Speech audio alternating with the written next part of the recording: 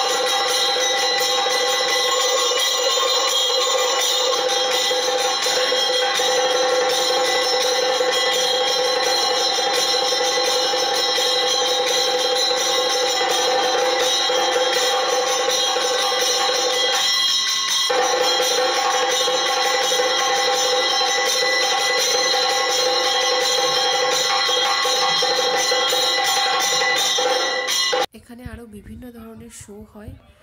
কেরালার যেহেতু বিখ্যাত নাচ, তো আমরা এটাই দেখতে গেছিলাম। টিকিট পার হেড বলে দিই, 200 টাকা করে টিকিট। তো ছোটোবেলায় বইতে পড়া আর নিজের চোখের সামনে সেটাকে দেখা সত্যিই এক অপূর্ব দৃষ্টি।